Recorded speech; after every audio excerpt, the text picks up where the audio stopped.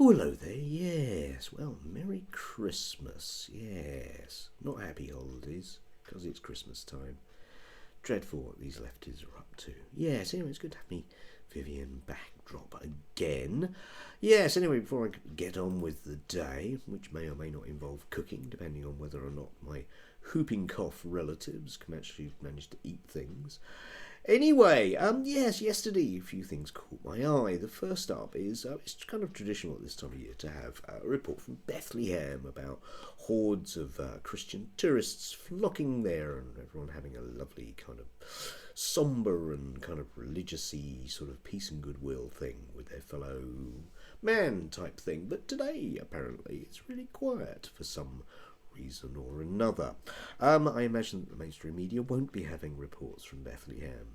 And of course, one of the problems with this is that the whole notion of Palestinian Christians becomes very problematic because then we can't divide them neatly up into between good and bad people. Hard work, best to ignore them, a bit like that. IDF spokeswoman who said there weren't any churches in Gaza, which seemed to directly contradict the Pope. Now, you can't directly contradict the Pope. He's ineffable because God tells him stuff.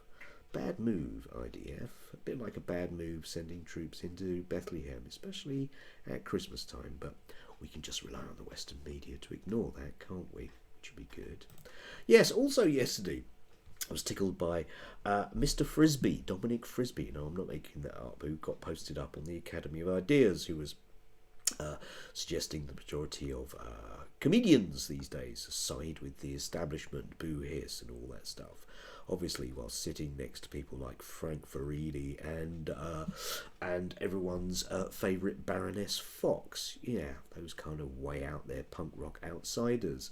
Anyway, and then of course I instantly thought of all those people at GB News that have humorous things going on in their past. And finally, my favourite one is Toby Young, a man never knowingly ever posting anything scientific, who suggests, according to Dr. John Statton, who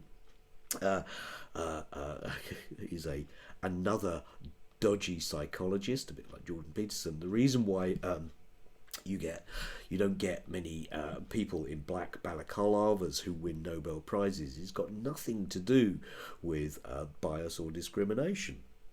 Except, of course, it really has, hasn't it?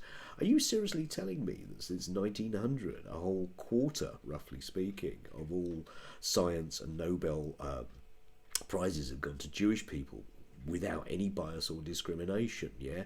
Is it just that these lads didn't pay enough attention in GCSE biology? Is that it?